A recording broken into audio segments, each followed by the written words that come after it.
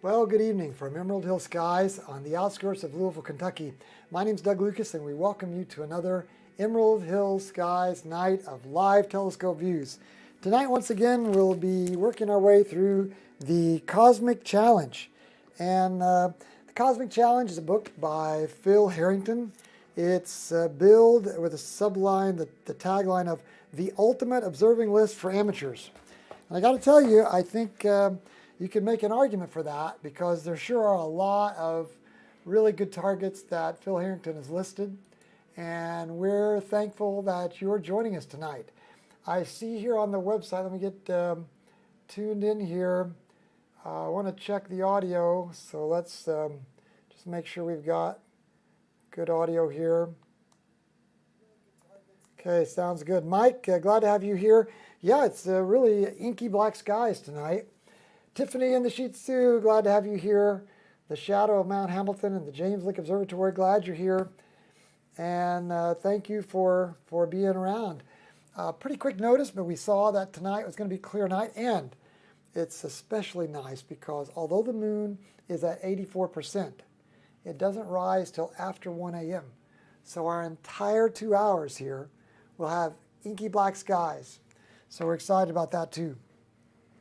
You know, I'm having a little trouble with the scope cam tonight. I believe you can see in this view, we've got the sky cam okay, it's here, and that's working out all right. But we're having trouble getting the scope camera going. Let's try it one more time. We're going to go to Properties, and let's pick a different camera. We'll try, for instance, the polar camera inside of the mount. And then we'll go back to the USB camera, and we'll try to configure it. And we've got it on low light. We've got the exposure dialed up, but it is just not working at all tonight, I'm sorry to say. So that's going to be a pretty bleak shot. Now, our first target we were looking at is NGC 5128. And we are so low on the horizon that, I mean, we're literally, let's see, we started out at 5 degrees on this object. I bet it's up to, let's see, here we go, NGC 5128. It's up to 6 degrees now. Let's try and do a plate solve one more time and see if it can pick this part of the sky up. We've gone to a longer exposure time, and that might give it enough of a look at the stars on that part of the sky that it can do a plate solve. You know, the first couple of plate solves of the night are pretty important because they allow the mount to find itself. And in this 6 degrees above the horizon view, it's not finding itself. So let's go somewhere else. Let's go here to target 28, which is GCVS New Draco, I bet. So let's slew there. Boy, our slews are not going to be very fun because we won't be able to see the telescope slew for as long as we can't pick up that silly scope cam. That thing has been giving us trouble, hasn't it? Stu, you made it from Twaranga. Welcome. I didn't know with this short notice, Stu, if you'd be here or not. Stu, I was just explaining to the other folks that we're having a hard time with our scope cam. Now the sky cam, as you can see, it's working okay. So you're kind of looking at what the scope is seeing as we move. And there you can see right in the middle of the sky cam, the Big Dipper. And it's pointing at the North Star, Polaris, and these are the stars we can see in the Little Dipper. So we're viewing right here in the middle of them, Draco. Oh, that's a nice a nice picture of beautiful starlit night. Look at that. That's gorgeous. Wow, love that. Look at all those points of light. Wow. So many stars. See if we can do a plate solve. Oh, no music, huh? Well, let's go check that out. Maybe I need to turn it up. There is music playing. Let me just bump it up a little bit. See if that helps bring it up. Tell us in a minute now, Stu, if you can pick up the music. Ah, now we're plate solving. Yes, I'm glad we did. We were 0.51 degrees off, so a half a degree, which is a significant bit of starlight.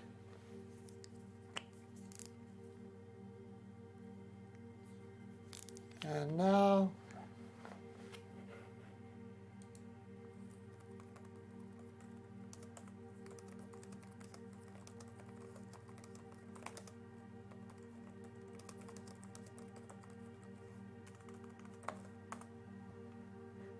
we should be seeing the right part of the sky, but how will we know?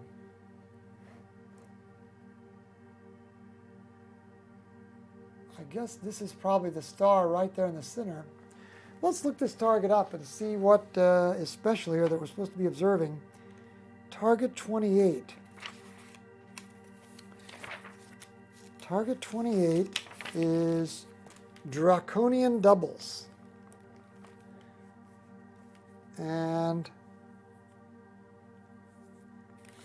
wow, how, let's cut down our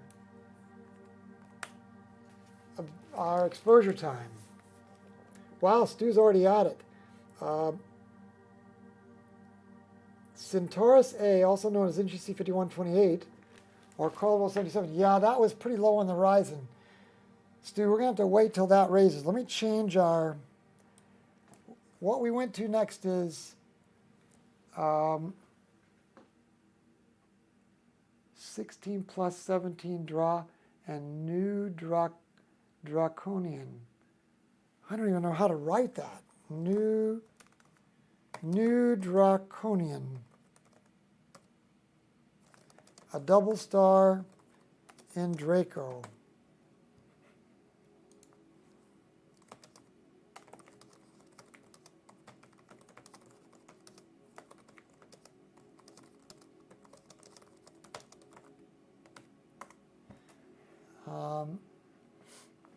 Okay, we'll see what he says here. Boy,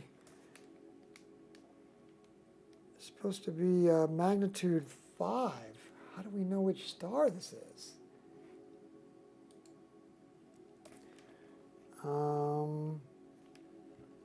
Let's look at the sky cam quickly. Kind of get another picture of where we are. Oh, that's so far away. That doesn't help us. All right, I'm looking here. Oh, look, maybe these double stars are what we're supposed to be looking for. That's a double.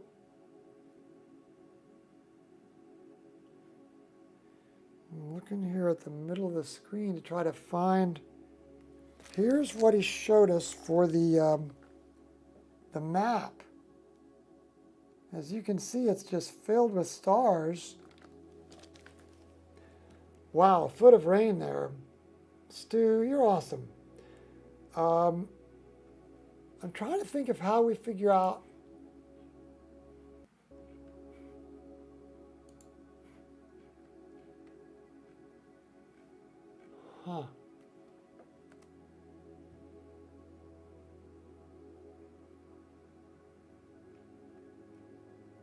See, those are pretty bright.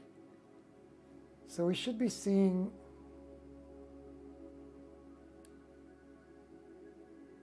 new. Okay, so that's like the bowl of the Draco the dragon, you know, the head of the dragon. So you've got this star and this star.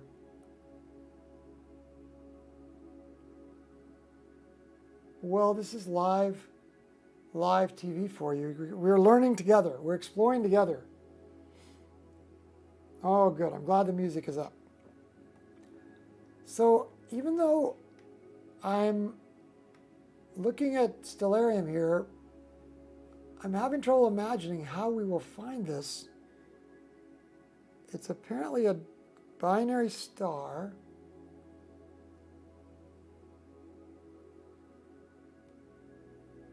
It doesn't have it named by the Greek letter nu, does it? Hipparchus. So what if we try to go to the web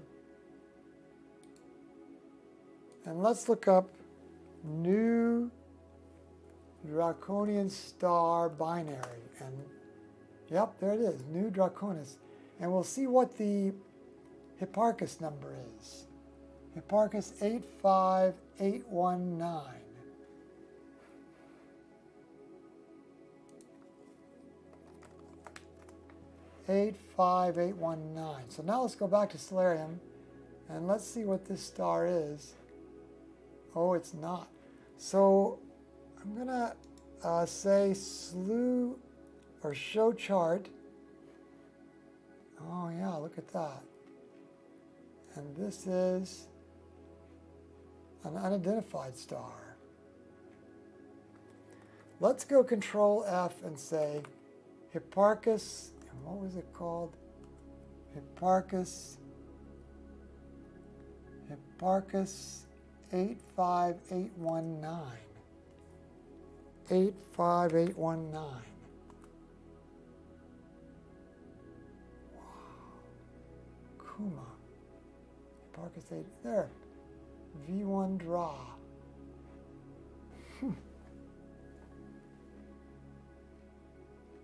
Do you think that's where, let's try to say current object and slew there.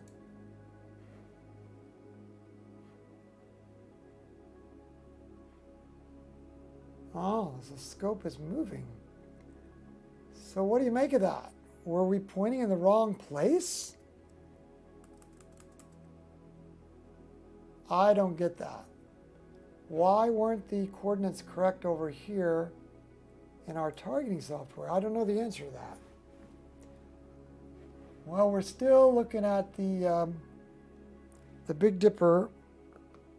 So you can see that kind of up here, and it's pointing down at the Little Dipper here. Okay. And let's kind of look and see what we're looking at here. Remember, we should see a head of a dragon, a keystone shape. I have no idea what this is. Oh, look, our silly RASA is going to be so small. There's the double star. If we can pick up that it's a double. So let's zoom in some. Wait, let's plate solve first. And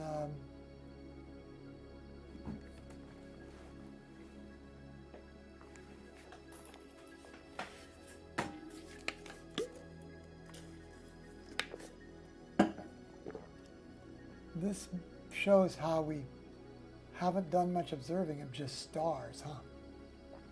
Oh my goodness, we were off 1.9 degrees. Well, it was the first target. There it is. There's New Draconis. Now we're talking. So this is a double star. So this is a binary star system. And the stars don't really revolve around one or the other. They revolve around the center of their mass. So you can see in a case like this, they're kind of both dancing around the middle, sort of the nexus of where the gravitational pull would be for the middle of each other. Kind of orbiting around each other. So this is a great double star. Now, down here is apparently another double, and let's see if, let's see if it's identified over here, rather. Here. It's not identified. It's nameless. Star, star. And look at these. Oh, that's identified as Hipparchus 85759. So let's go back to the web. And we're seeing New Draconis, but let's look for Hipparchus 85759.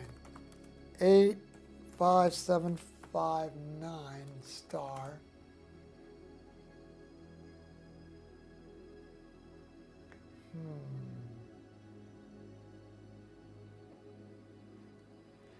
We don't have a wiki page on it apparently. It's not, nobody's done a wiki page on this.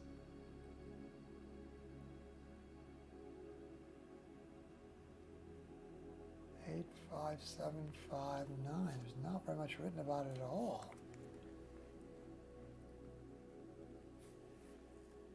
So, psi. Well, I tell you what, let's just focus on this nu. And nu is the Greek letter. And we'll just let this be our adventure in double stars. How about that?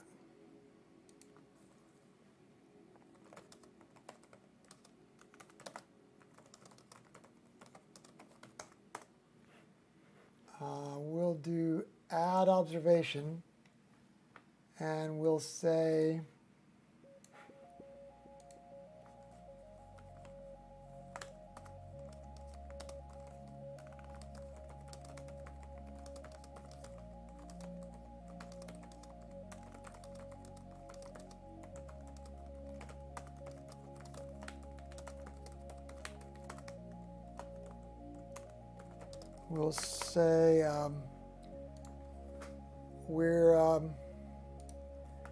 we're glad to get some experience observing stars.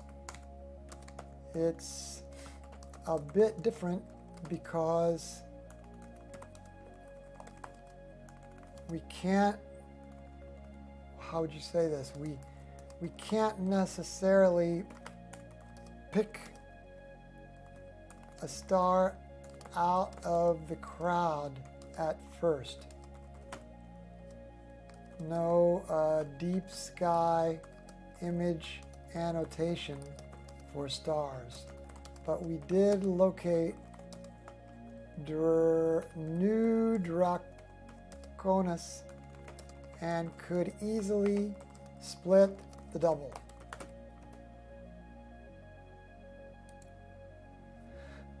Okay, we'll see what you guys have been saying. New Draconis, Stu, good. It's a multiple star system near the head of the constellation Draco with a combined magnitude of 4.9. It's visible to the naked eye. Tiffany says, oh, that's cool. Stu, the system consists of a single primary star, designated Mu Draconis A, officially named Alrakis, a secondary binary pair, Mu Draconis B, and a further single star. Mike, checking in late from Georgia. Stu is also known by the name Arrakis, or Arrakis, which is derived from the name given by Arabian stargazers, the trotting camel. Well, it looks like a trotting camel, doesn't it? Ricky, good to have you on from Florida. Mike, glad to have you aboard. Okay, so we picked up our first, let's go to our second star now. I wonder if we can, 16 Draconis, which is Hipparchus 81290. Yeah, there you go. So it's another double star. How about that?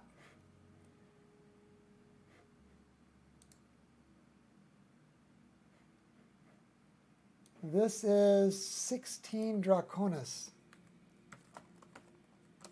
Hipparchus 81290. Easily split. New Draconis. Right, Mike. NU. Stu, got anything on 16 Dra? Hipparchus 81290. We can sure make it out here in the middle of our screen. So what do you guys think of double stars? Do you get a kick out of them? I'm thinking it's cool. to look at two stars that are in a, what would you call that, like a dance together. At the same time, there's not a lot there. I mean, you pick up a pair of binoculars, and Stu, this is 16 DRA, Hipparchus 81290, HIP 81290, or 16 DRA.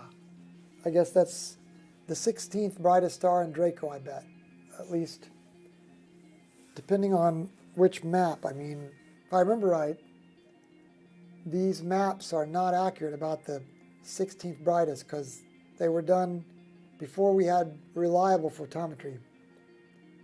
No, you were talking about the right one. We just moved on from new DRA. We've moved on to the next DRA, which is 16 DRA. We'll see if you got anything on 16 DRA, because this would be it right here. What do you suppose? That's like an arc second between them? Let's see what he says here. Recall from the discussion in Chapter 1 that the resolving power of the telescope depends on its aperture, but the resolving power of binoculars is more a function of magnification.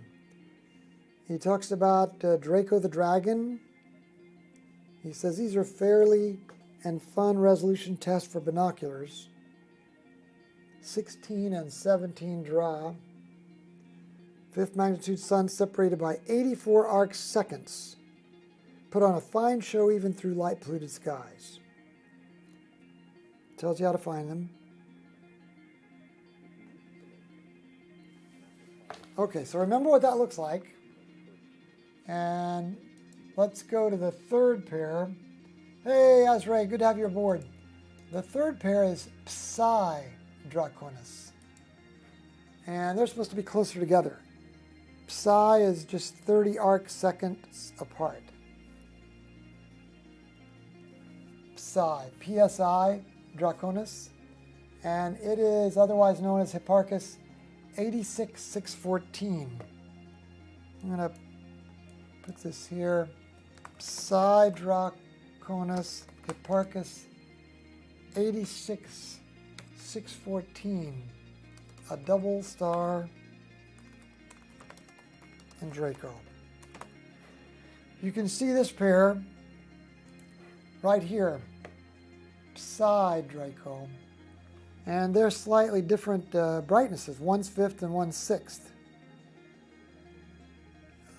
Harrington says this would be the limit for 8 power binoculars, and you have to hold them very steady. The other problem will be finding them. I mean, we're spoiled here from GoTo, using this GoTo computer on our scope. We're kind of spoiled. But it gets it in our viewfinder, whereas with binoculars, you're basically just jiggling around, but it is kind of fun to think that they're revolving around each other, huh? Okay, so we'll just say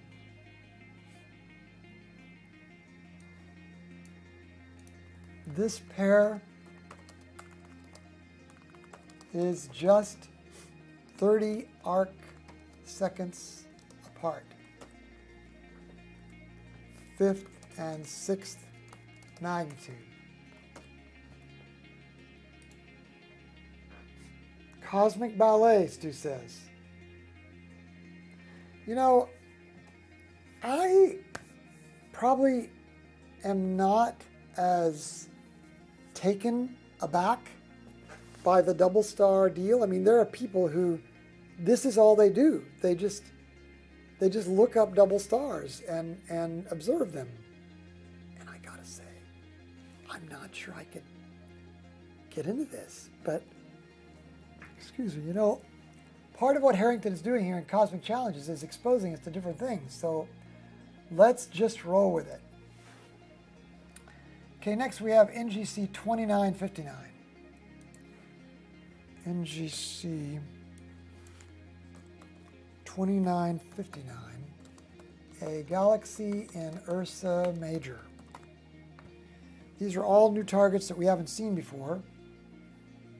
I figure since we've already observed these others, we'll go first to the ones. Oh, here's Stu. 16 Draconis is a multiple main sequence star in the constellation of Draco. 16 Draconis is 399 light years away from the sun and is moving towards the sun at a speed of 9 kilometers per second. Well, that's pretty cool. Wow, there goes a satellite trail, huh? Okay, so first of all, let's plate solve. Since this is our second major slew to a different part of the sky, and make sure that we're seeing the right frame. We're looking at 47. 47. And these are actually 3 galaxies. NGC 2959 is our first. And we were offset by 1.1 degrees, so I'm glad we plate solved. Okay, now we're settled. Not seeing anything in the frame. Not a good thing. And let's put the target up here at the top, NGC 2959, put it in sharp cap, and let's start live stacking. And we'll clear the last. I wonder if we'll be okay live stacking at 3 seconds. Let's go ahead and drop this down to our normal 20 seconds at a gain of 100. And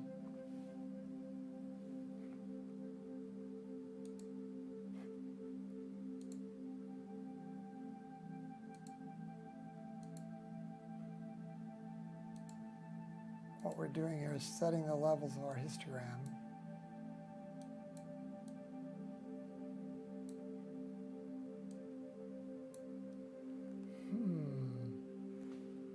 So this is supposed to be a galaxy in the middle of the screen. Let's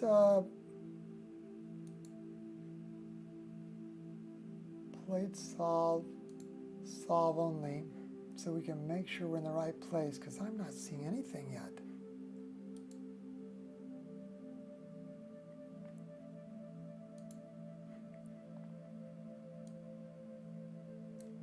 No moon, because as we said a while ago, now I wonder, here's a galaxy over here.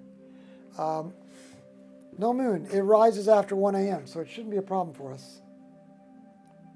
Psi Draconis is a binary star visible in binoculars 72 light years from Earth.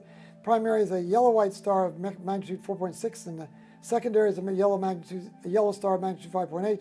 Just reminds me of being drunk, because Stu says seeing double. He says it just makes him think of being drunk. I love it. Plate solve succeeded, so this should let us do our deep sky image annotation. And there is supposed to be the galaxy. Wow. NGC 2959, we're spot on. And look, here's 2976 in the same frame. So let's remember where those are and get rid of those place markers there. But let's remember where they are. We just are not seeing them yet at all, are we?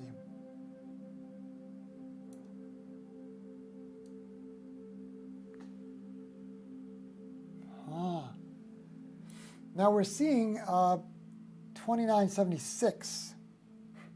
So I'm going to add down here 2959 and NGC 2976. And we'll say galaxies in Ursa Major. Okay. It says Bode missed these fainter companions when he discovered M81 and M82. Excuse me. Evaded Messier. So it wasn't discovered until 2 decades later.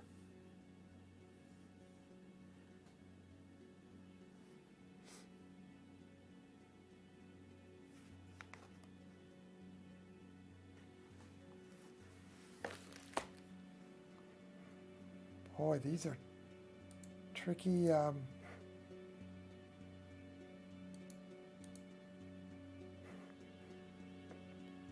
tricky pairs of stars, galaxies.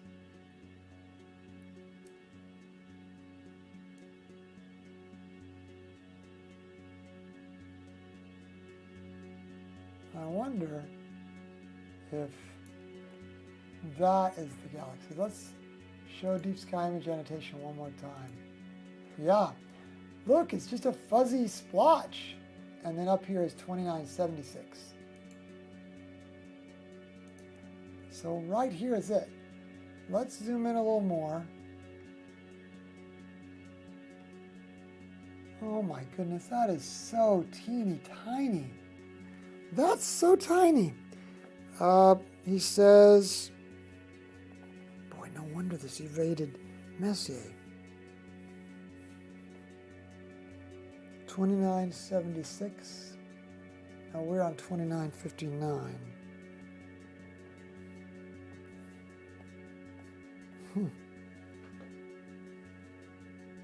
Why did he I guess this is a cosmic challenge. That's why he put it in the book.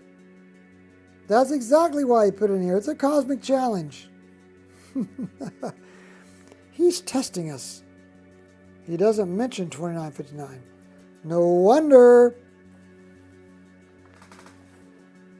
Given its visual magnitude of 12.69, NGC 2959 is visible with the help of a telescope having an aperture of 10 inches or more. Going to be very faint.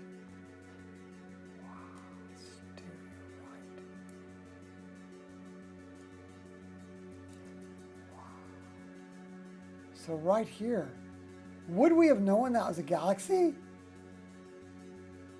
I don't think so. Okay, it does have a little halo starting to form around it after 5 minutes, but it's not going to like attract all the audience of YouTube.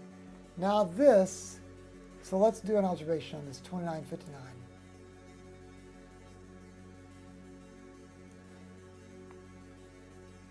Which is it right here? Yeah, right here. Wow. That's crazy.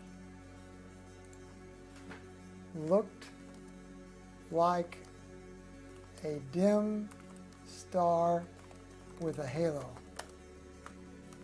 Magnitude 12.8. Dim star with a halo.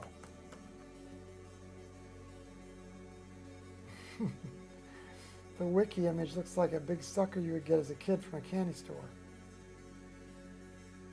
Don says, I assume we're all subscribed. And Don's asking everybody to hit like. So nice of you, Don. You always think of this. Stu, NGC 2976 is a peculiar dwarf galaxy in Earth's matrix discovered by German-born astronomer William Herschel on November 8, 1801. Okay, so that's the end of 2959. It's this little tiny thing here. Now let's go over to 2976, right here.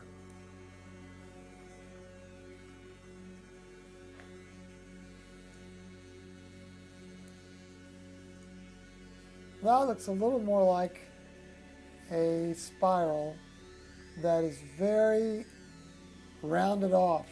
What do you think? A splotchy, rounded off spiral. But it's peculiar.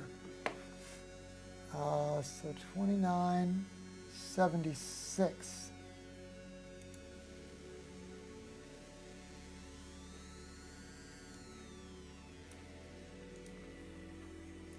It's a hazy, splotchy,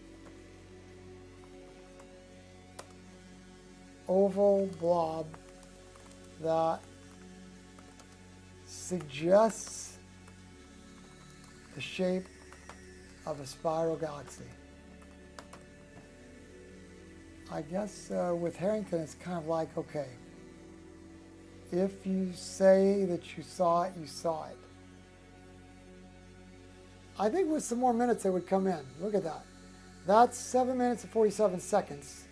And it's starting to look like something off the Jetsons. Man, you have to use your imagination, don't you? Okay, let's go to the next target, which is currently at 70 degrees.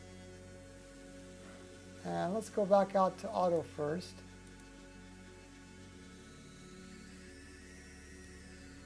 And let's just do our default next target.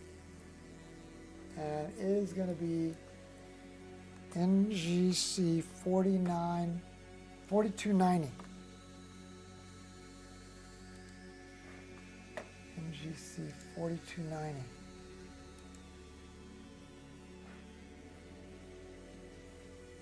It's a spiral galaxy in Ursa Major as well. And it's target number 49.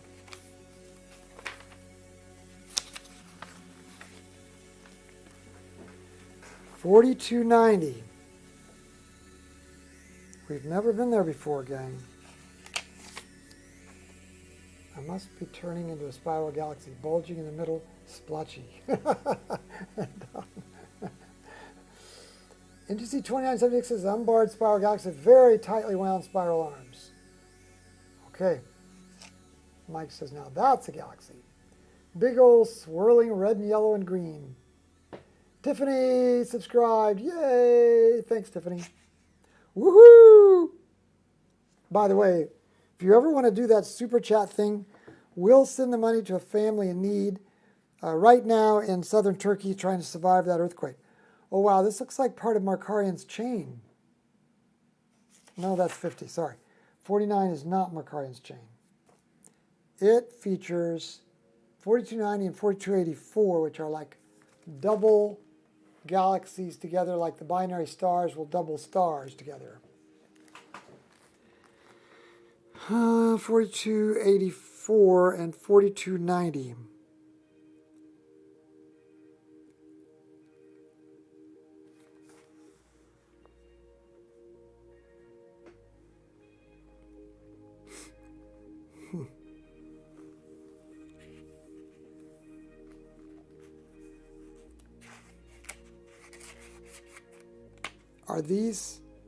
Do these also have Messier numbers?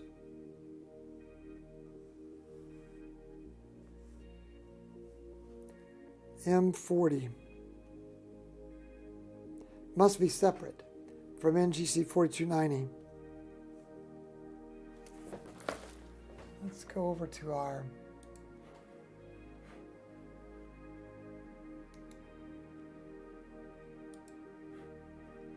and to get context, let's back off and look at the horizon. So we're looking pretty much due north and right out of the bowl. Is that the... Ah, here's the handle. And there's the bowl. Right out of the bowl is this galaxy. 4290 and 4284. There's no artwork in stellariums. That usually means they're pretty small. Let's see what we've got here.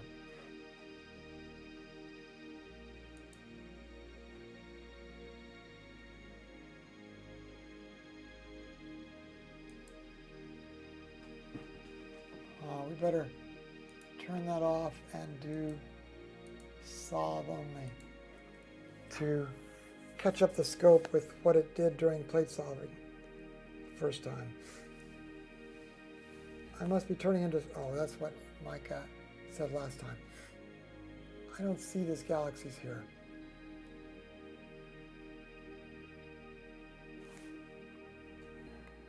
Okay, so it's solved, so deep sky image annotation should work now. 4290, 4284 is supposed to be right there in the middle. Do you guys see that? Let me get rid of this. Wow, that's going to be a trick if it makes it appear, huh? Yep, there we go.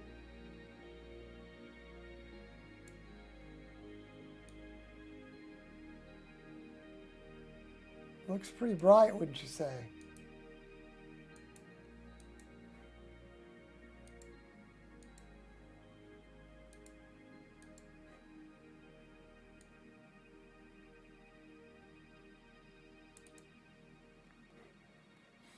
So there's a pretty plain view of them now. Wow, would you have believed it? It didn't look like we were going to bring them in at all. That's after just 120 seconds. Mike says, Don, just got your joke laughing out loud. I thought that was supposed to be it. Don, good thing is I don't feel a billion years old today. That's good. 4290. Now, can we determine which is which here? Sure we can. Taking the guesswork out of it, 4290 is the one on top. So that's 4290. And we can read in Harrington's book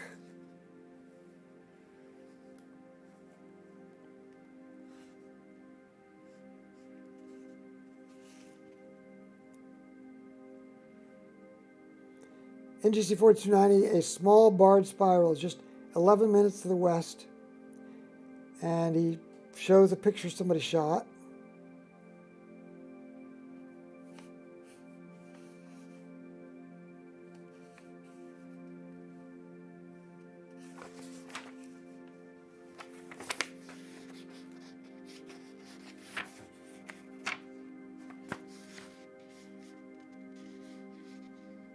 $42.90.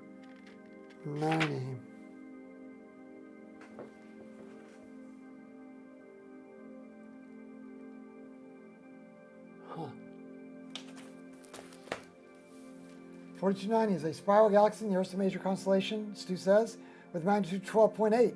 Nothing on Wiki, and gonna be another faint blob. There you go. 4290 is right here. So let's do an observation on this and say spiral galaxy in Ursa Major, mag 12.8, another faint blob, Stu.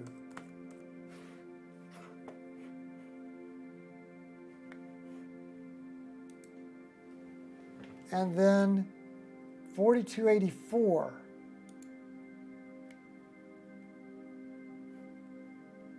I would say 4284 is less defined at this point.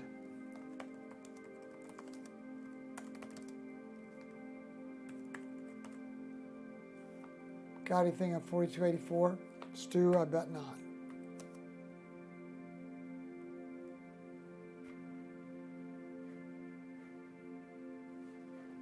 Not a lot there. This is after just 5 minutes though, but 4290.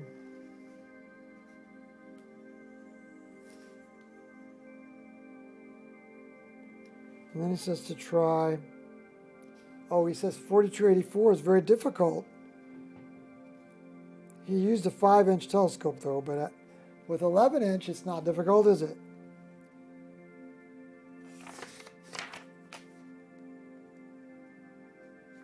Now I wonder, see, M40 is supposed to be a double star.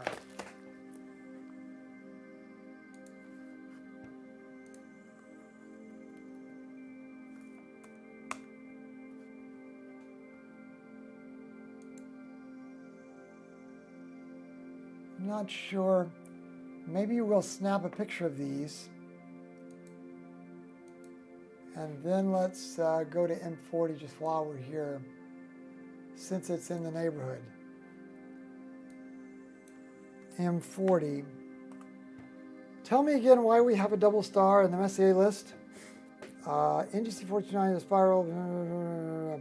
Mike Jerry, FYI, you can toggle the annotation on and off using the small bright red button just to the right of the live stack button. Oh, I've been looking for that. Aha.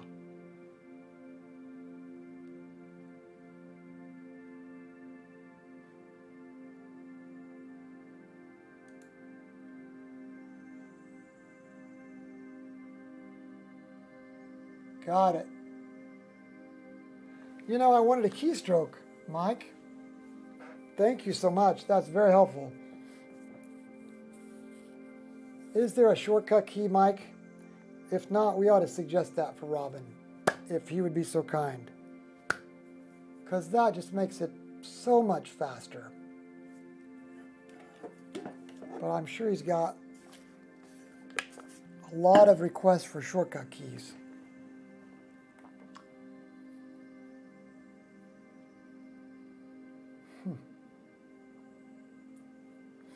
Well, the book is called Cosmic Challenge. Heroes Bizarre Art. Hey, thank you for all the hard work and showing us a beautiful world outside this Earth. You are so kind, Heroes. Where are you observing from? Thanks for joining us. Thanks for your bizarre art. Okay, here we go. So this is NGC 40.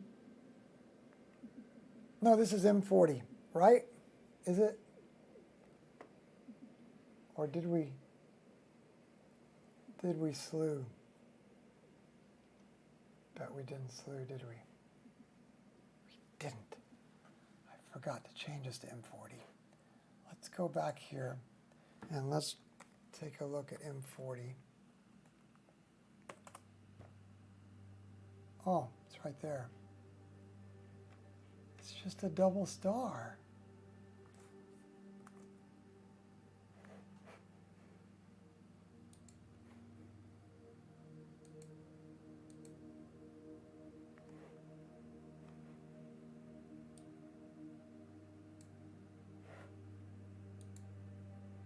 Oh, wait, we have to try this new little... Yep, sure enough. Thank you very much, Mike. He doesn't have M40 marked on there because I'm only marking real galaxies.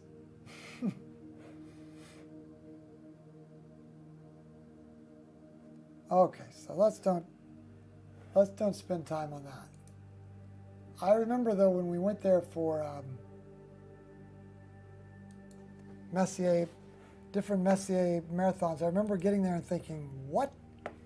All right, the next is NGC 4388. Right, so I don't think I can turn off NGC 4388, and that's at 63 degrees, 4388, 63 degrees above the horizon.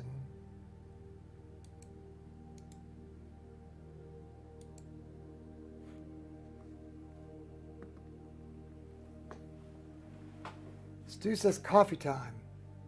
Be back soon. Cool. 4384, magnitude 14.7. Man, these are dim, aren't they?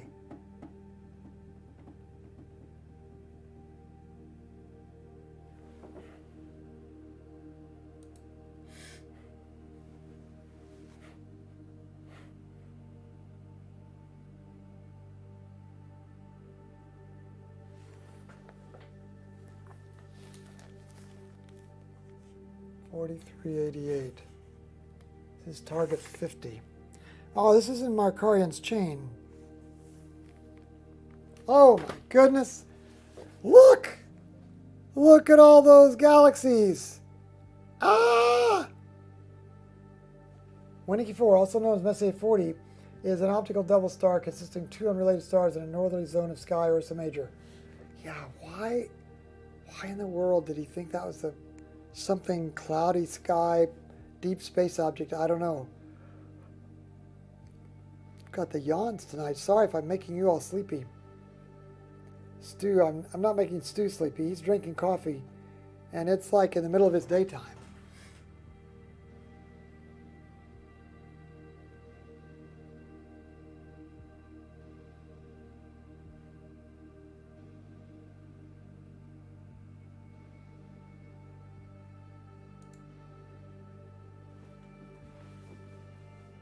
$43.88, it's right there in the middle.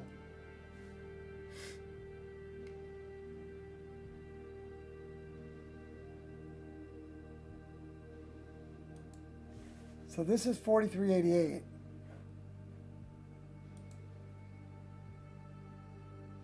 This is M86. M86 and M84.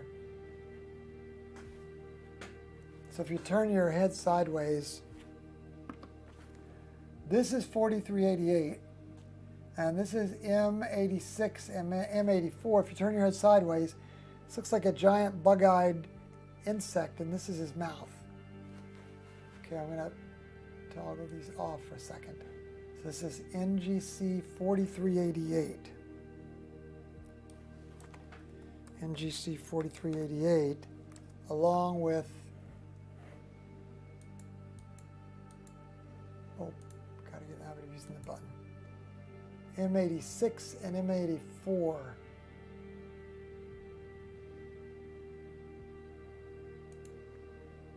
M86 is on top, right? M86 is on top. M84 is here. So M86 and M84. And this is NGC 4388.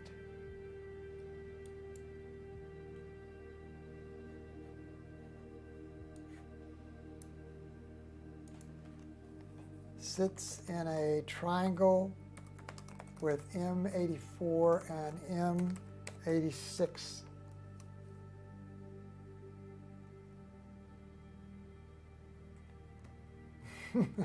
Sorry guys, I still had it on the SkyCam view. Nice edge-on spiral. At least we can see what this one is, right?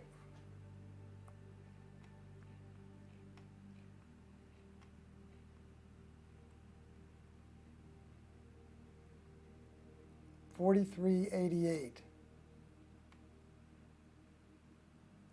It's another one of those galaxies that looks like it's a sleeping alligator, doesn't it? Look, if you turn your head sideways, the water's here, and this is just the alligator's head, just slightly above the water. I think it's because of a dust lane that's right here at the bottom of the galaxy.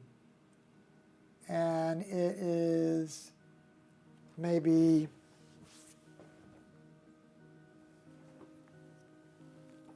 present because of a galaxy maybe having an effect on it from nearby with gravity. Maybe, it's my theory.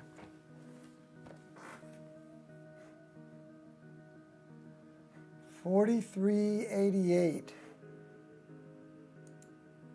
Oh, new button. $43.88. All right, I wonder if 4387 is here. Let's back off a little bit. And let's do this triangle again. Anybody see 4387? Is this too small to read on your guys' screen? I'm not seeing it at a glance.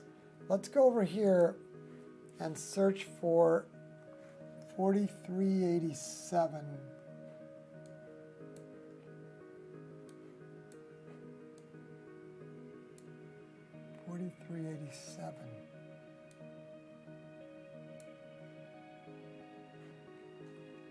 Nothing. Well, there's Winnicky 4. It should be in the same frame.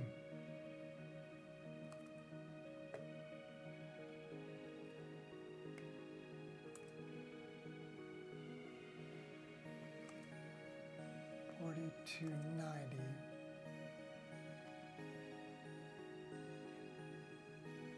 Oh well.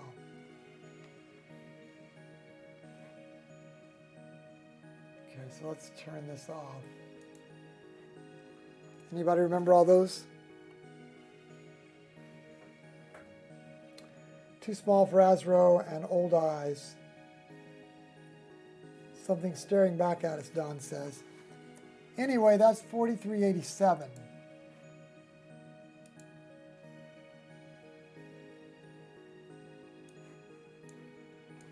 Edge on spiral with a dust lane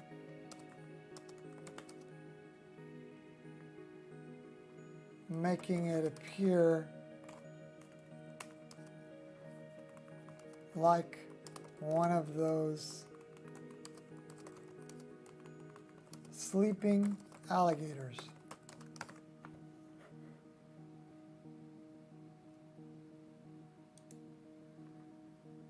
$43.87.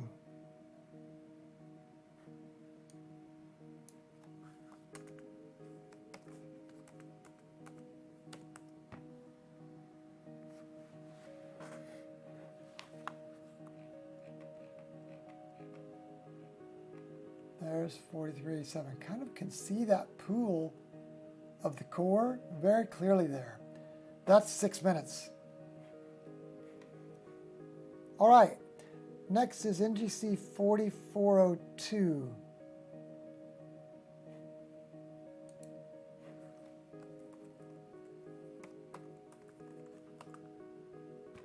Not in the same, well, maybe in the same frame.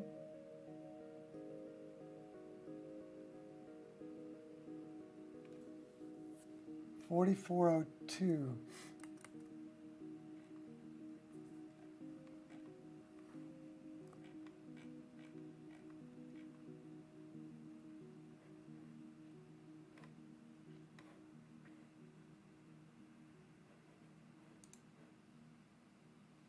Boy, there are a lot of galaxies here, guys. Look at this. Wherever you go, there's a galaxy. Oh, hard for me to get used to this. Wow. Look at all of them. 4402. Look, it's right here.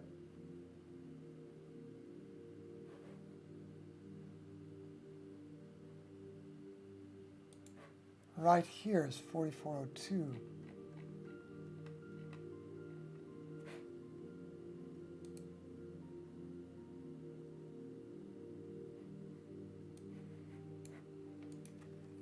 Very nice dust lane.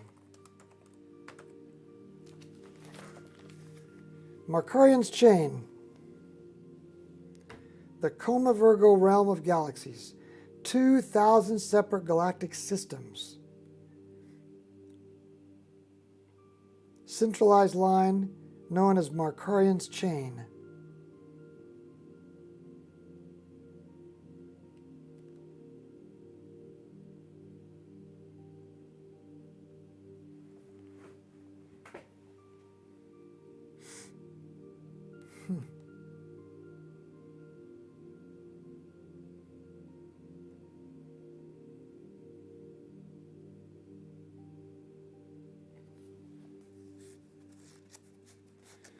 He's basically just pointing them out here, not really saying 4435.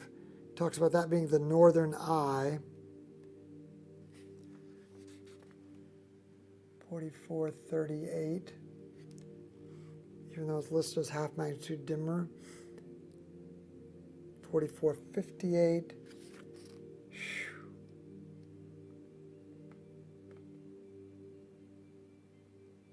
4477.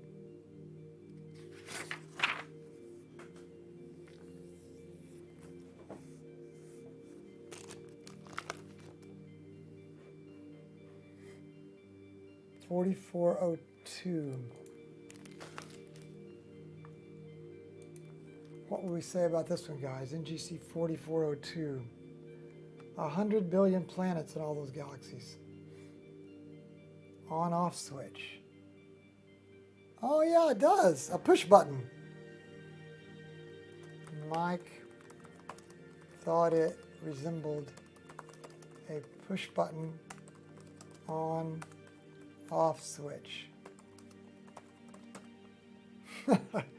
Don says, okay, if there's an on-off switch, got to be something living out there.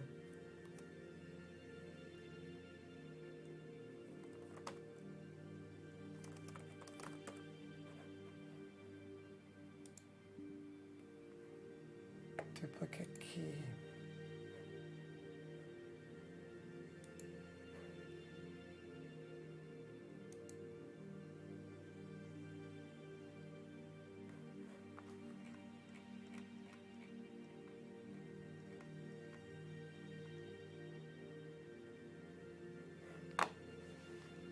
4402 didn't let us record.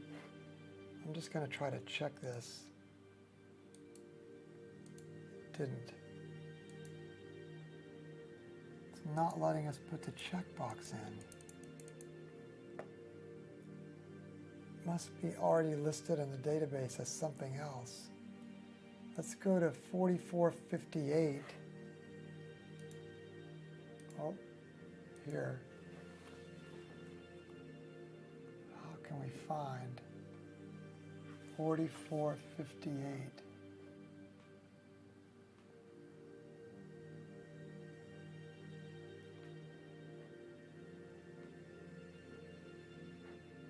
I don't think it's in that view.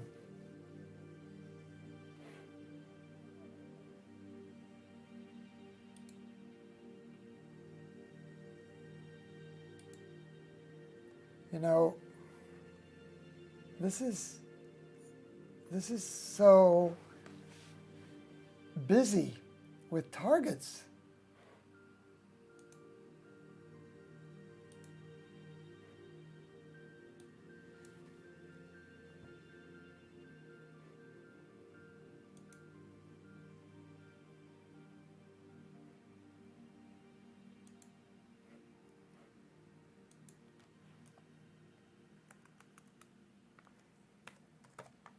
(4458) is a galaxy in Virgo.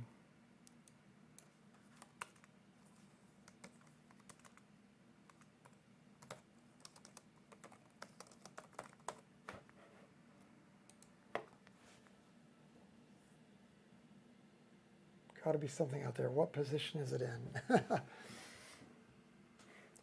All right, so let's just slew there, because it was not in that view, I don't think. NGC 4458, and that's target number 50 again still. 4458, 11.8 magnitude.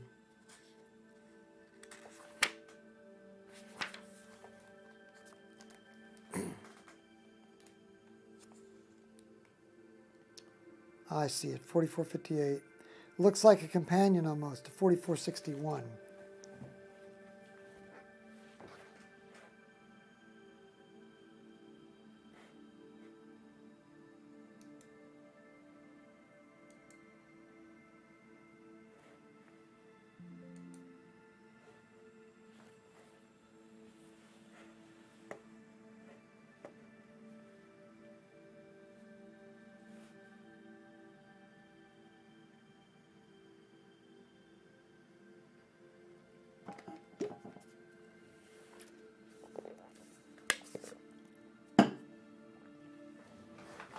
If you're interested, we are using a RASA telescope tonight. It has a ZWO ASI2600MC Pro on the front of it. So it actually is in the middle of the front lens. And I know some people might think, well, that's crazy. Doesn't that block your light and reduce the aperture of the scope? But by some strange law of telescopes, it evidently doesn't reduce it enough to matter that much. I mean, there is a partial reduction, but because of the way the light throws through the scope, as long as you keep it that width or less, the width of the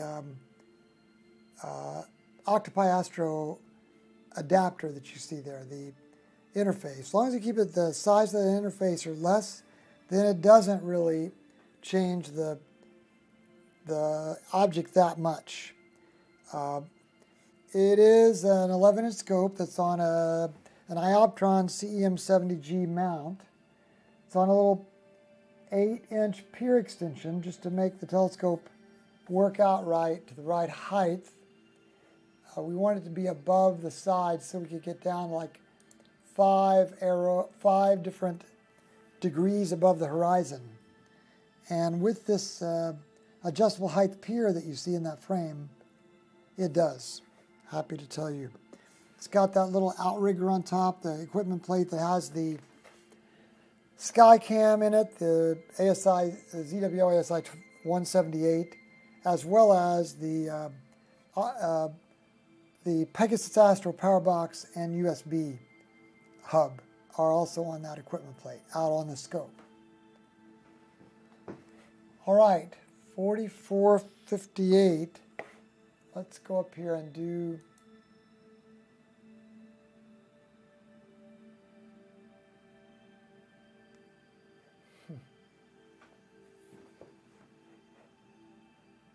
should we do solve again? Nah, let's don't mess with it.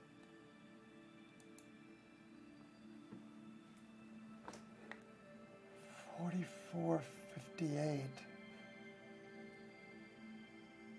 44.58 should be in this chain somewhere if it kept its numbers. But they didn't. Like I say, sometimes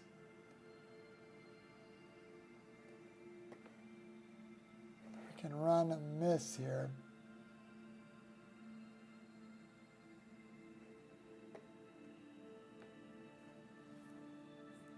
Anybody see 44.58? It's like a Easter egg hunt. Stu says 4458 is an elliptical galaxy located about 54 million light years away in the constellation Virgo. It was discovered by William Herschel April 12, 1784. Thanks, Stu. It's got to be here somewhere. Oh, look, there it is. Right smack in the middle. It's this little kid stuff about galaxy. Wonder how wide it is. 4458. It's almost 12th magnitude.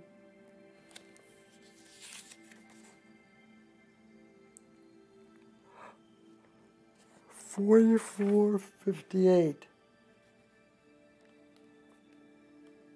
Oh, here it is.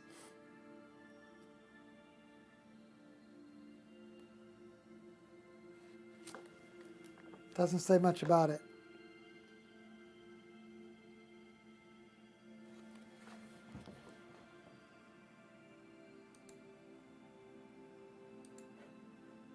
$44.58.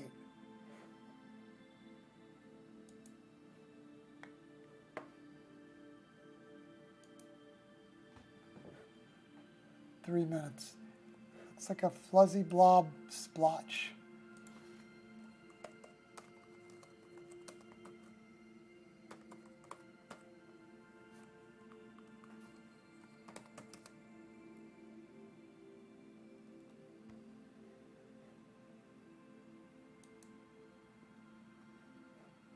Boy, look at this chain. You can see why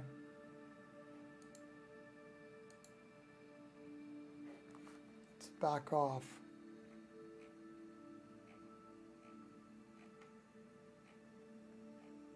You can see why they call it Markarian's chain.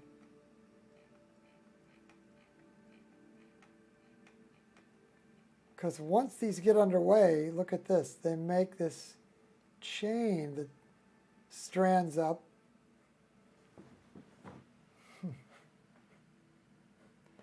All right, well, there we go. It's probably enough of that.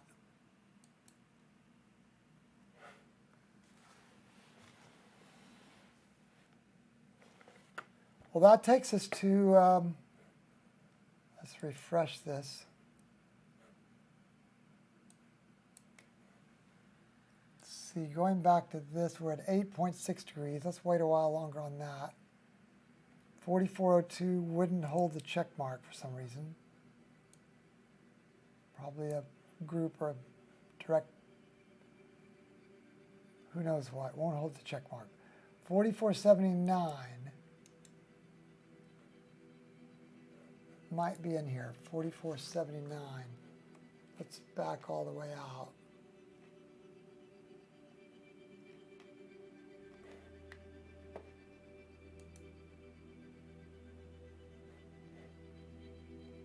$44.79. Oh, I see it. $44.79.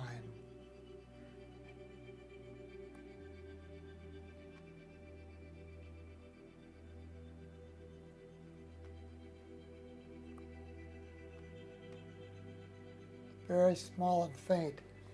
Less than 12th magnitude bright, so in other words 12.44. So it's dimmer than 12th magnitude. Right here. Kind of greenish.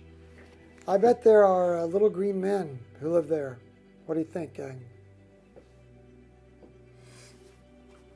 Magnitude 13. 4479.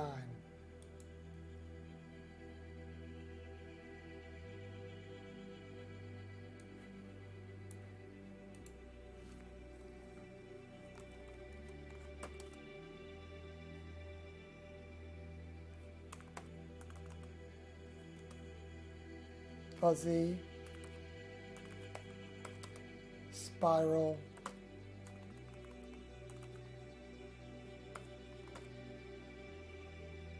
blob.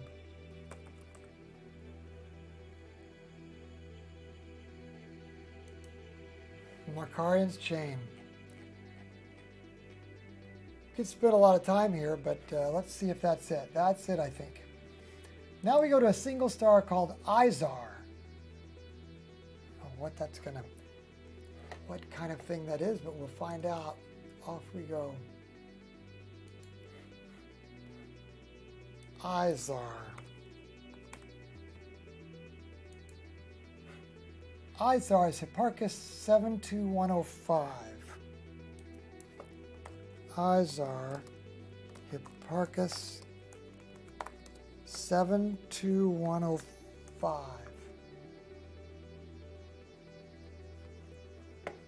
Embotes.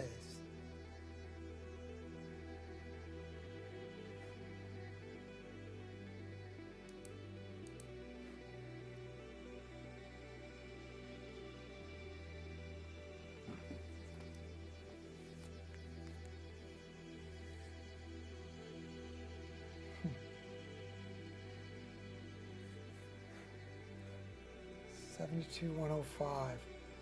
Mizar's little brother, Azray says, Mizar and Izar.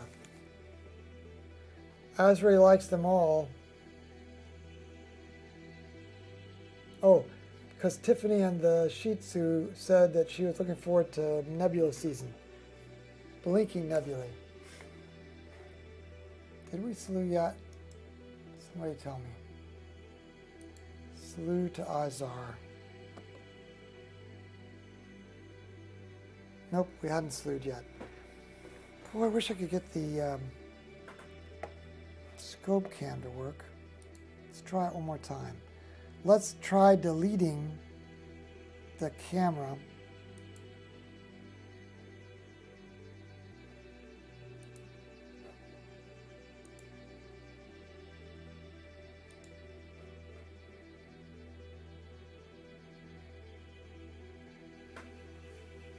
And adding it back again.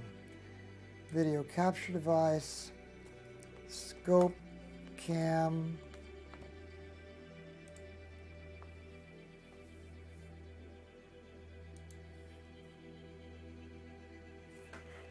and we're going to say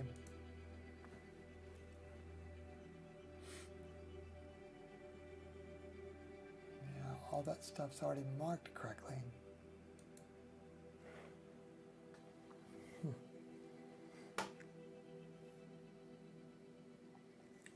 Not seeing it yet.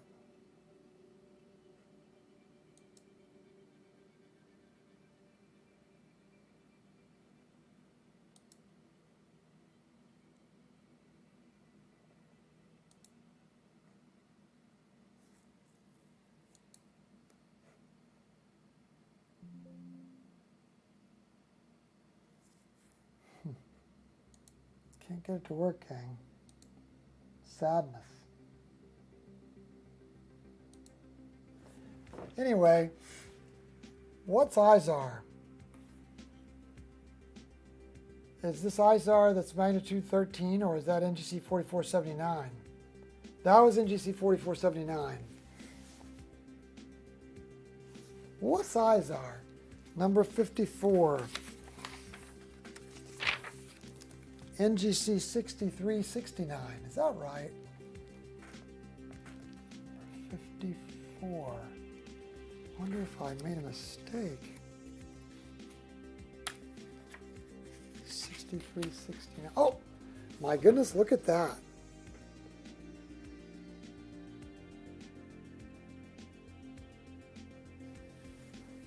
It's beautiful.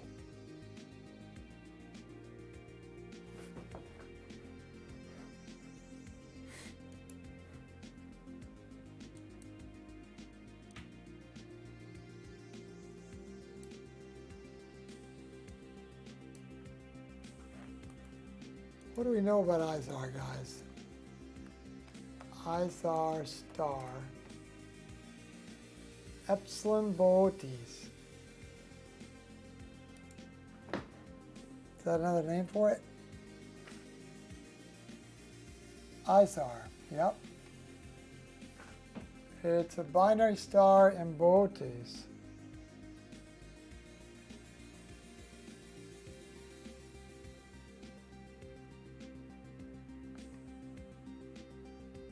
Can be challenging.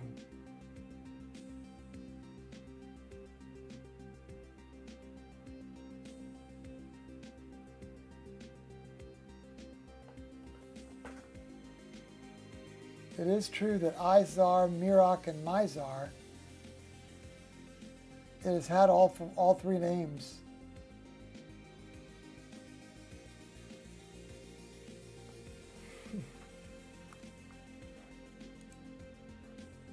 Why are we looking at this IZAR, and where is it?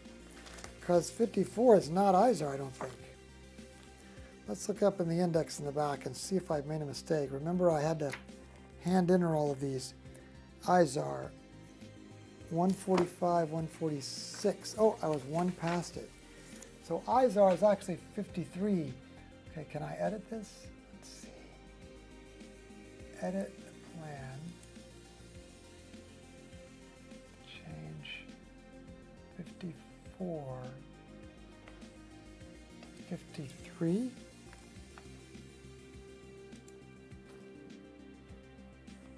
Record out of range.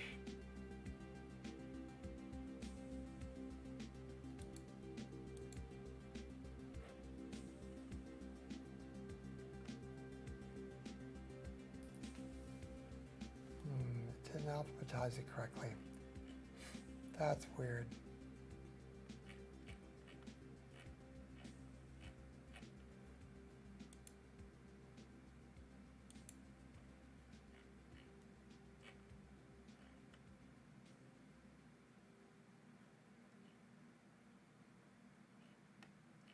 Very weird.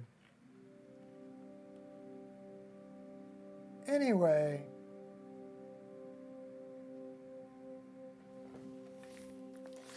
'53 IZAR, it says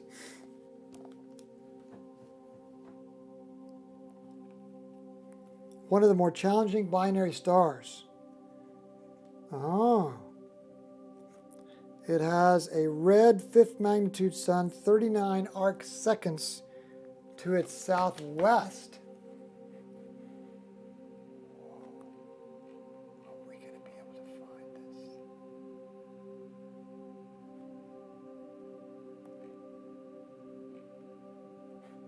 Let's go look over here.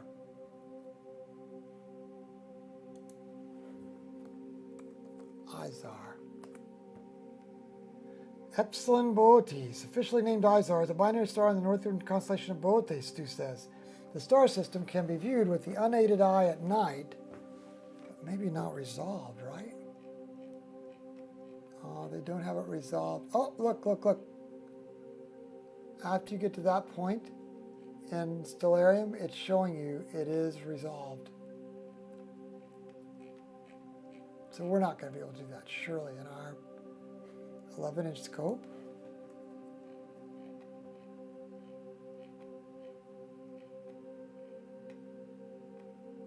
No. The only thing that might be is, could one of these, nah, one of these stars is not the double. The double's built into this hub. And we can't resolve it. sadly, unless it's one of these stars, like that one. That could be, couldn't it?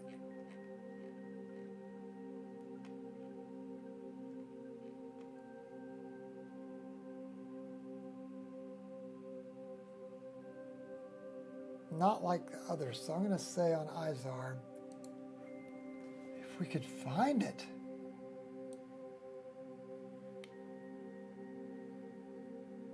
Boy, it doesn't seem like it's here now. 50, 51, 52, and then it jumps. Why does it jump?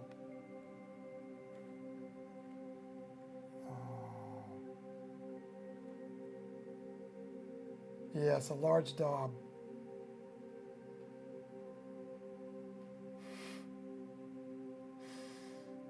It bore the traditional names Izar, Miroc, and Mizar. Was named Pokerima by Frederick George Willem von Struve. Thank you, Ken, for being here. Thanks for stopping by. Well, it's a little bit disturbing. I got to write the author of this and figure out why are we not able to add object 53. Let's just do this. Let's say add. And then let's put the star name in here, Izar, and say, I don't think it'll find it on lookup, but it might find it on Simbad. Yes, it did. Now over here under integer, let's put 53. Oh, it did it. Oh, now we can see both of them. It's two different entries there. We'll just check both of them, if it'll let us.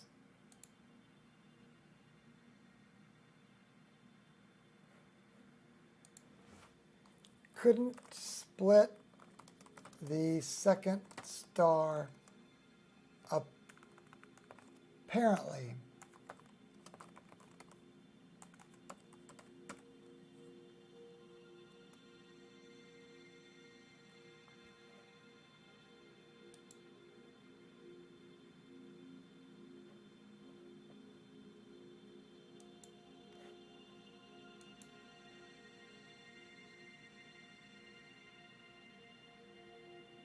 I'm doing an observation for the second entry, I guess, just for tonight. See if that'll work. Yep, it worked. All right, now take a look at this Barnard star. Let's just stop live stacking because we shouldn't need a live stack for Barnard star, should we?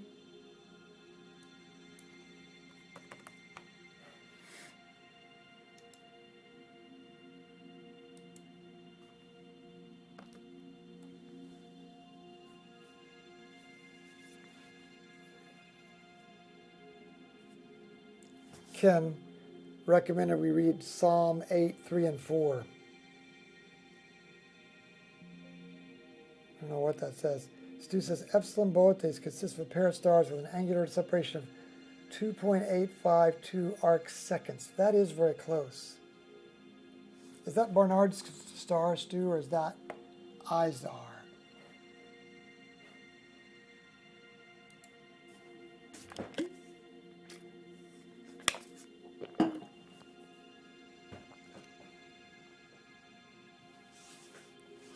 Once again, how will we know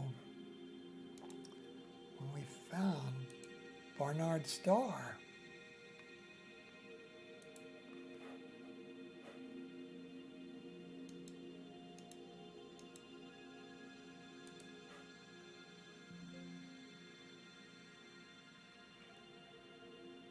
Oh, it's right here.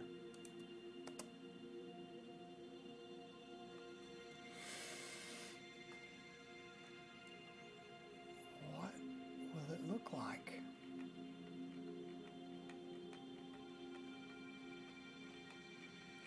This is a double.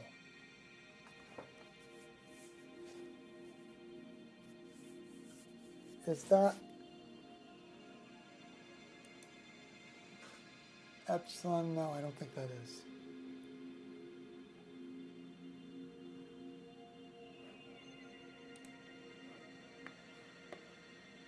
Does anybody know if this is Barnard's star?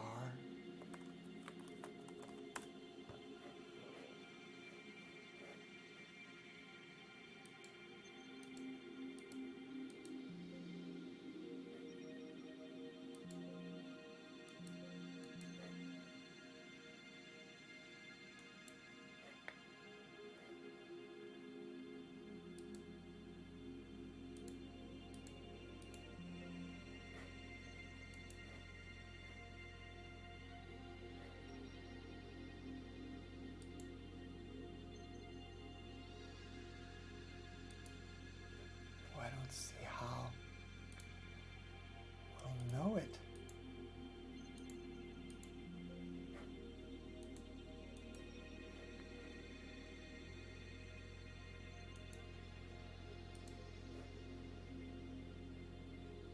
I guess because it's so orange or something.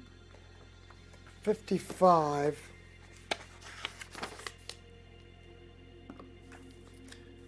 Thank you, Mike. How will we know it?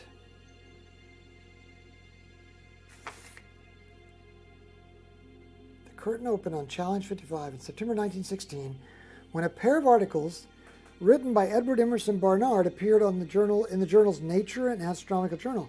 Both recounted Barnard's discovery of a faint star in the constellation Ophiuchus that appeared completely unremarkable except for the fact that its proper motion was faster than any other star ever found.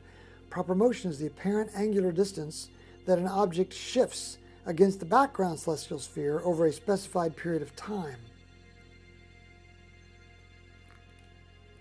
So it's moving fast.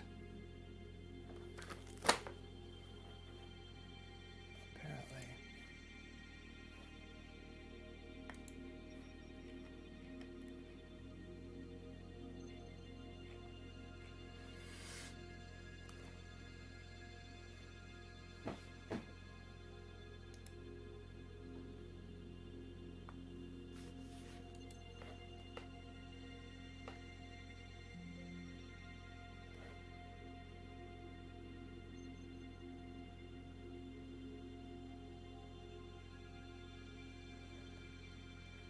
I mean, that could be it, right? I guess we're going to look at the patterns. Assuming we're in the right frame. Let's do one more plate solve. Barnard's runaway star. Stu, when I consider your heavens, the work of your fingers, the moon and stars, which you have set into place, what is mankind that you're mindful of? So that must be Psalm 8, 3 and 4. Stu says it's a small red dwarf in the constellation Ophiuchus. It's a distance of 5.96 light years. Fourth nearest known individual star to the Sun after the three components of Alpha Centauri system. Closest star in the northern celestial hemisphere. Well, maybe it's this. Because that one looks like it has a unique red color. We did move by... Okay, now... Can anybody tell if that's it? Okay, let's look at the patterns. Let's go and start with the known. The known is that if we go show chart, that's Barnard's. So see, look at this pattern. 1, 2, 3, 4, 5. It's the end of that 5. And 1, 2, 3, 4. It's the end of that 4. So it makes a nice wedge, doesn't it? 1, 2, 3, 4, 5, and 1, 2, 3, 4, and the middle of the 1, 2 is a sort of two stars together. Let's go back here. Look, 1, 2, 3, 4, 5, 1, 2, 3, 4, and the middle 2 looks like as if it would be a double star, but it's probably not. That is Barnard's star, and it's apparently moving so fast. Can anybody see it moving? There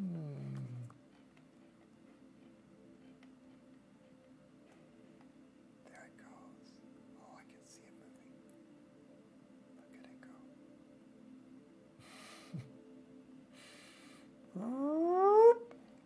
Barnard Star. Boy, we're going to have to do some focus in a minute, aren't we? All right, here we go. Its solar mass is about 60% of the sun's, and it has 19% of the sun's diameter. A dim apparent visual magnitude of 9.5, indivisible to the unaided eye. It is much brighter in the infrared than visible light. We studied Barnard's star, a runaway, the fastest moving star, and the fourth closest star after the Alpha Centauri system.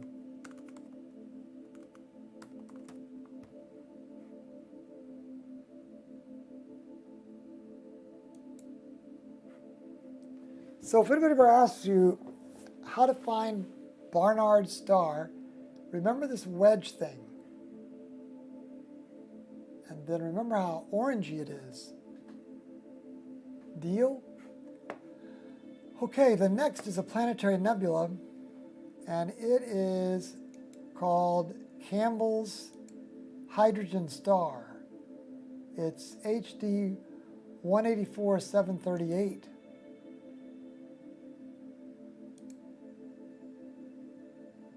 I'm afraid of what it's going to be like.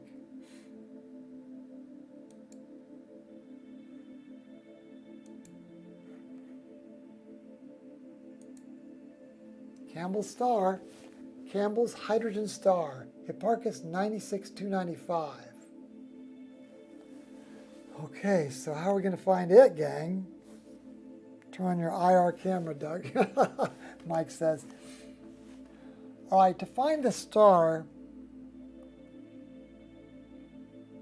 my goodness, this is going to be hard. We should try to, oh, is that below our plus 15.9, it says. Plus 17.8, rather. This looks like it should be the horizon. It might be below our, no. Did we slew there yet? Slew.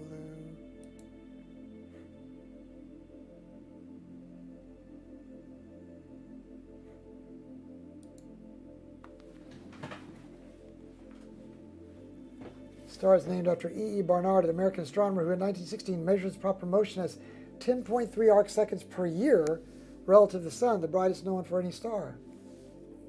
That is fast. Keep in mind that we've measured things that are 10 arc seconds wide. So this would have visible movement in 1 year in an 11-inch scope. For a star, that is crazy, isn't it? 0.37 degrees off. Campbell's hydrogen star, HD 184-738, a planetary nebula.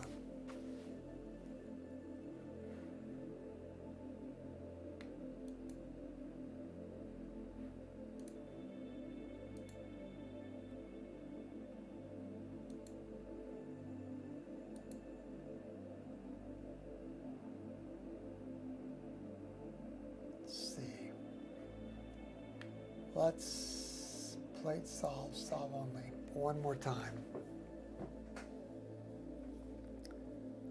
Considerably older than the sun, 4.5 billion years old, might be among the oldest stars in the Milky Way galaxy.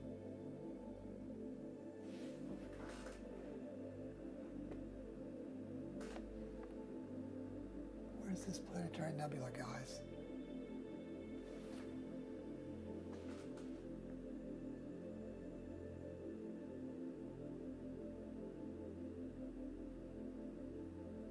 For it. There it goes.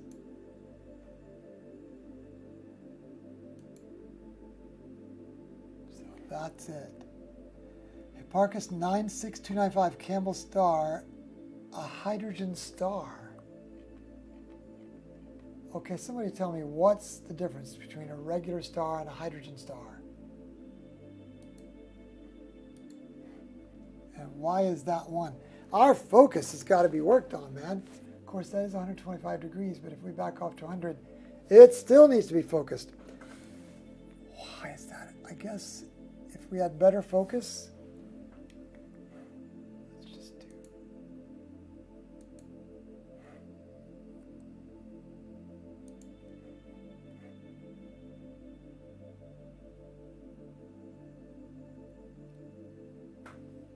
It has gotten 3 degrees colder. 3 degrees is barely enough, but it's enough.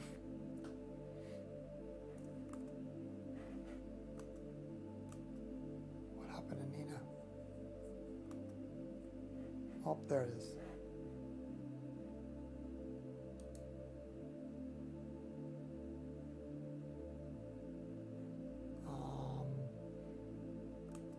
Do we turn it off?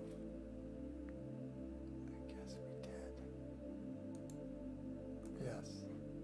So why did it come on? There it is. Right?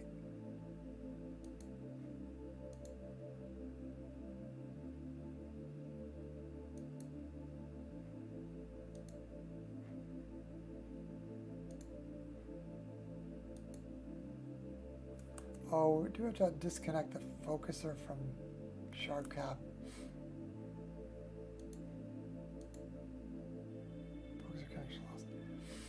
Yes, we do. That's crazy.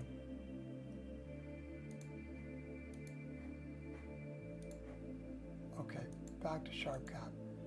To connect the camera again, long enough to disconnect the focuser.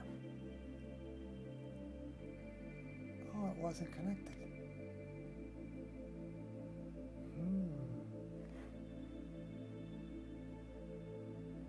Why won't it connect to the focuser?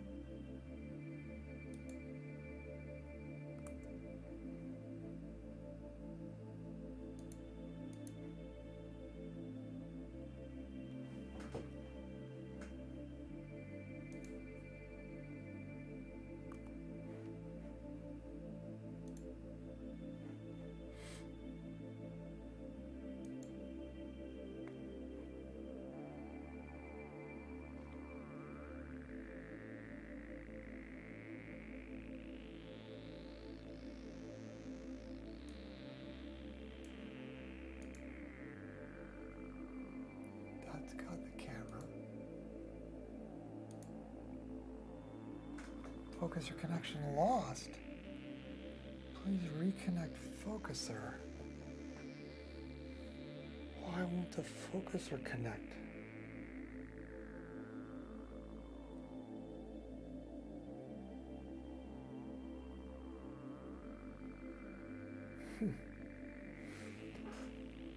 Anybody have any theories as to why we lost the focuser?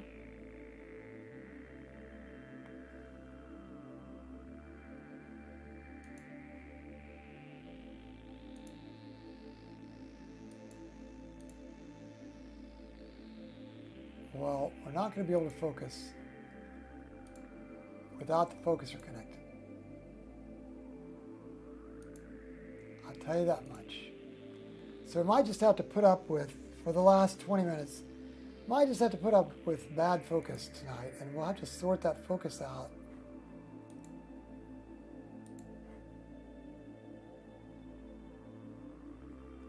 And it is pretty bad once you get past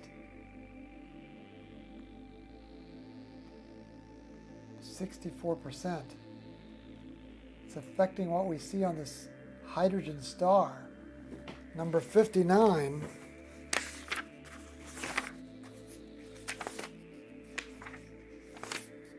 The surprisingly bright planetary nebula Campbell's hydrogen star is located just 2.5 degrees north of Albireo, but few people have ever seen it. The Herschels missed it and is missing from the new general catalog. So, American astronomer William Wallace Campbell spotted this unusual star-like object through a visual spectroscope at Lick Observatory in 1893.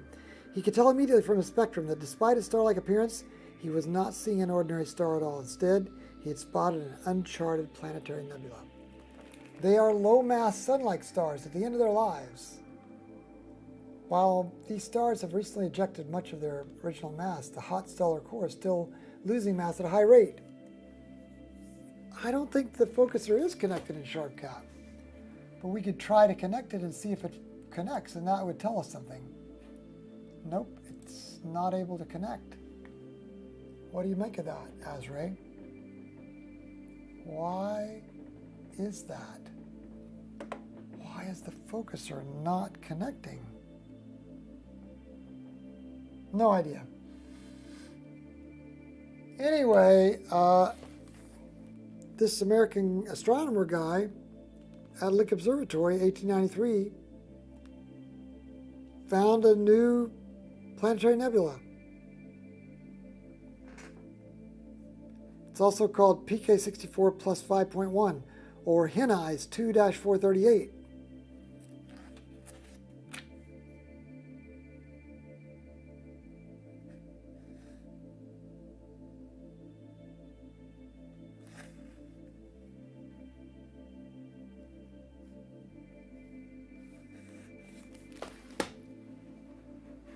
Pretty cool. One of the most recent planetary nebulae ever discovered.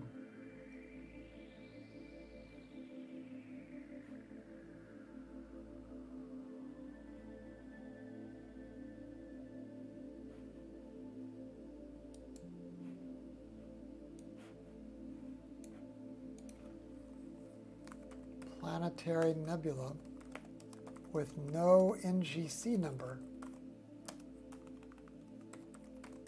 Nobody found it until this guy,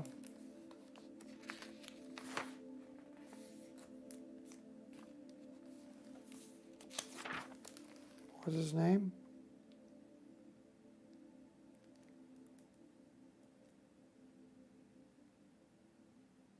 William Wallace Campbell. Isn't that the guy that was in the... Oh, remember William Wallace? What movie is that? Something like a Patriot of some kind, right? Tiffany and the Shih Tzu is just up the road. Yes, you're right, Stu. Cables. Must be Azray. W.W. Campbell. You've heard of him. Tiffany and the Shih Tzu.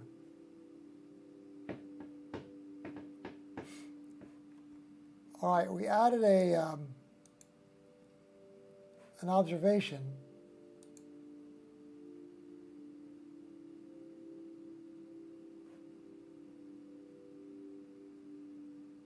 But it didn't show up in the observation list.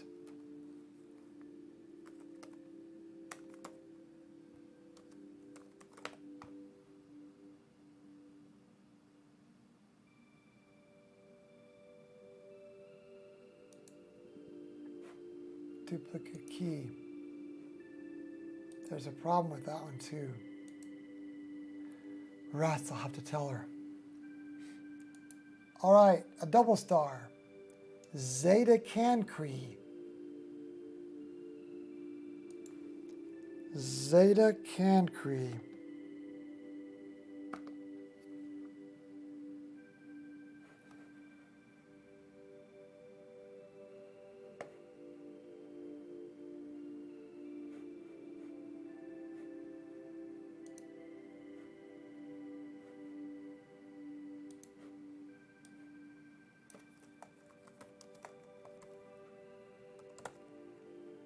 What's Cancri?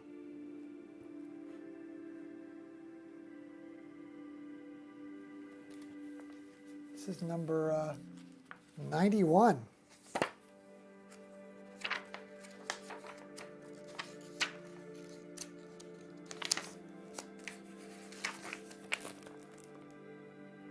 Cancer.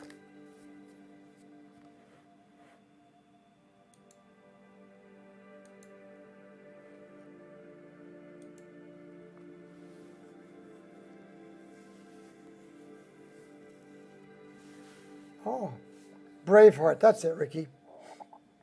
The color looks like H emissions. You're right, Mike. Tiffany that shoots through the next city over from me is named after Campbell. Wow, it is cool. I once lived in Mountain View and I worked at NASA Ames. Well, that's awesome, Mike, that you worked at NASA Ames. Who knew, Mike? Mike worked for NASA. Oh, look what we're looking at.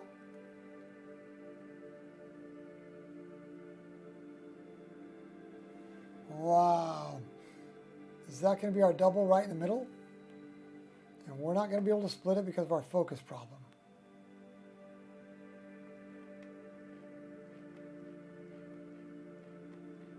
It is oblong, isn't it? Look how it's egg-shaped. Whereas the other stars are round out of focus, this one is oblong out of focus.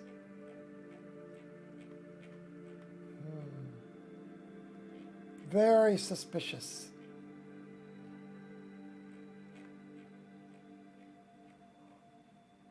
So,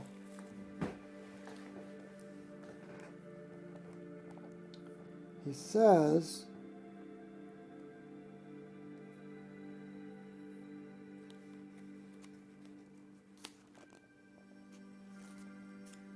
that these two stars are separated by 5 arc seconds. We should be able to resolve that. Right? 5 arc seconds?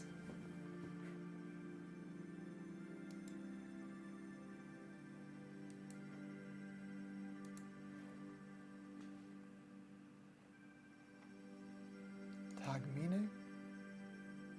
Zeta Cancri.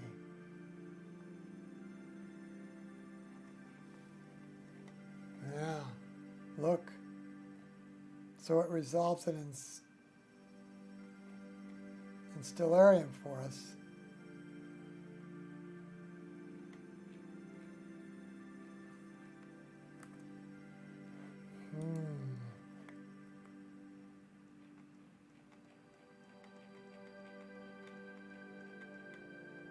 It does look oblong, doesn't it? I think we're going to have to come back to this on a night when we've got better focus.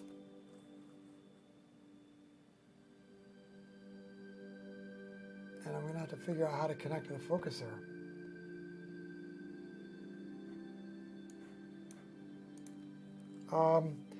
See, it's a focus motor. It's a focus motor, see, Azray. So, no, I can't turn it without that motor working. We could see that Zeta Cancri was an egg-shaped star, but we couldn't resolve it, apparently. However, due to the temperature, due to the drop in temperature, our focus has shifted out. If we come back, we might resolve it.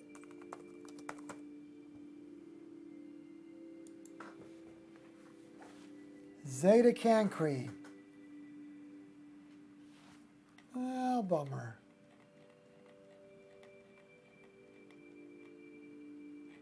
All we can see is the egg-shapedness of it. Yes, it's Celestron. All right, on to NGC 2964.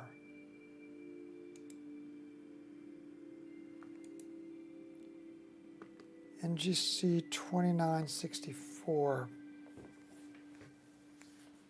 That's target 92. And it is part of the Leo Trio 2. You've heard of the Leo Trio 1. Well, this is the Leo Trio 2. And the Leo Trio 2 consists of 2964, 2968, and 2970.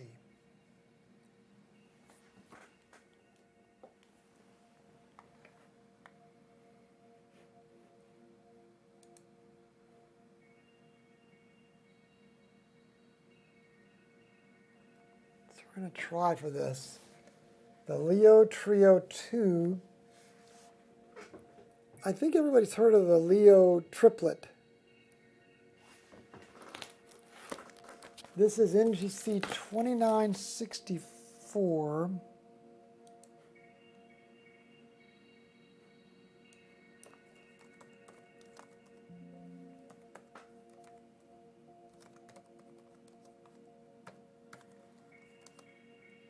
$29.68 and $29.70.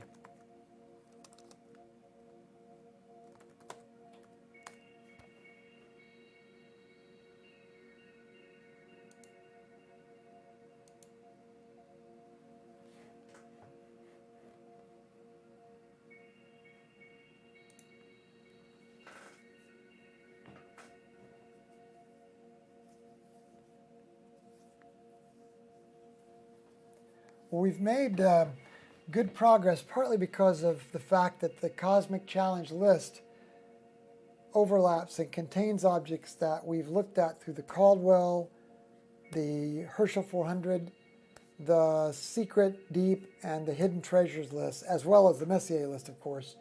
So the Cosmic Challenge list overlaps. On the other hand, that's a good thing because the Cosmic Challenge list is way over 500 objects, so it would take us forever to work through it. All right, we're just going to look at, all right, there's the Leo Trio 2. 2964 is on the bottom, 2968 and 2970. Now the question is, can we cause them to come in view through live stacking? Leo Trio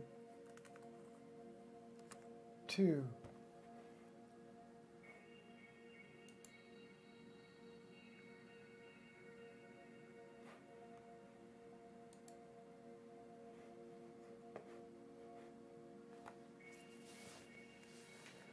I use a ZWO focuser on my RASAs. I can use the hand control, the program, or the focuser app. I see. So there's a hand control. When all the fancy technology doesn't work, you got to have backup knobs to twiddle. Yep. Yeah, I'm just never out there at the scope in a typical night. So I didn't really worry much about a manual control, but I see your point. I think this might be the first time the focuser has gone AWOL on us, so it will be interesting to see what is it that has caused it to go AWOL. I think we're seeing these galaxies.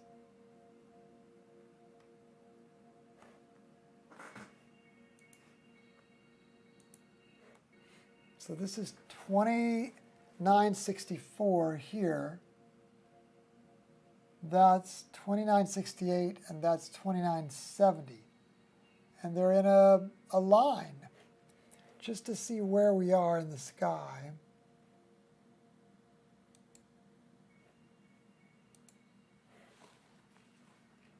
$29.64. That's a bit of a cluster, isn't it? 2964 is like an open cluster. 2968 and 2970. And we're right over the west now. So west-northwest. And Ray's only 30 feet away. Yeah, sad. Yeah, so here are these three, again, right there they are. Can't see much detail.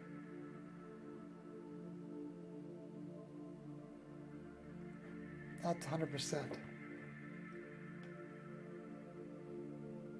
The middle one looks more, what, yellowish?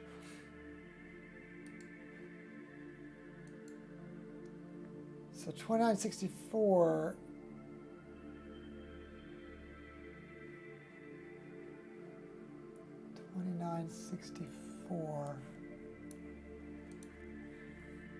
We could make out a spiral splotch, but it was very tiny. Three arc minutes.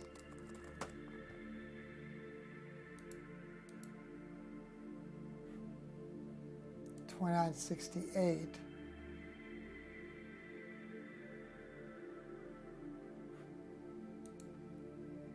$29.64 is an intermediate spiral galaxy in the constellation Leo, located 60 million light years from Earth and about 60,000 light years across, discovered by William Herschel. How about 2968? Extremely tiny. 2 arc minutes. Looked like it might have some flailing arms.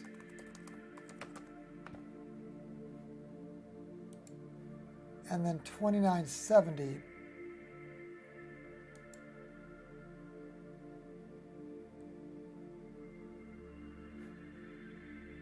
Even less. Barely can we see just a dot.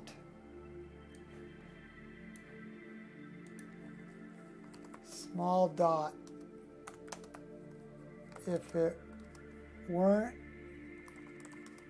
in a line with the other 2 members of the Leo trio, I'm not sure it would have stood out.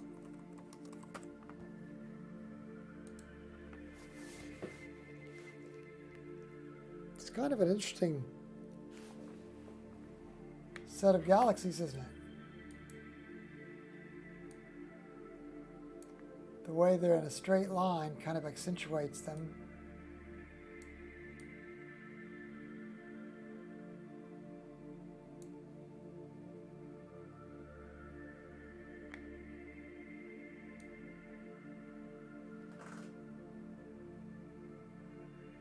That's about all we're going to get. That's 4 minutes. We might pick up some more material. Look how this material around this central star is starting to fill out, but I think this is going to have some warped arms.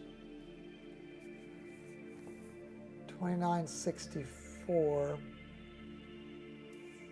Might have to install a heater in the observatory. Actually, it's a warm night. It's 58. And we've operated the observatory down to 12. So I don't think it's that. But I don't have another theory. I mean, I shouldn't be trashing on your theory, Stu. It's just that it's fairly warm out there already. Yeah, AC in your neck of the woods, Azrael, right. Well, I think this is it. The 2964, 2968, and 2970 Leo trio. That takes us through the 92nd object. It is, even with less than perfect focus, Tiffany and the Shih-Tzu, a nice group of objects. Thank you all for being with us. Please do hit subscribe if you aren't already. And the thumbs up does raise it up in the algorithms for others. Subscribe, and the bell gets it into your front door of your particular copy of YouTube if you're registered for YouTube. And I got to say, thanks to God for making all this great stuff. Thanks to Phil Harrington for the new book. It's taking us to new places that we haven't been before. You can see we're going to like double stars, and we just hadn't done that yet with Messier list, Caldwell list, Herschel 400, Secret Deep, Hidden Treasures. None of those lists had double stars. I think we're going to continue to see other interesting objects because this list is a little bit off the beaten track, a little bit different. So thanks for tuning in. Hope you come back. God bless. Again, thank you all. 2968, 2970. Okay, thanks for trying, Stu. Thanks for all the times you guys pitch in. You've each got different roles, and we love them all. God bless, and take care. We'll look forward to seeing you next time. Good night.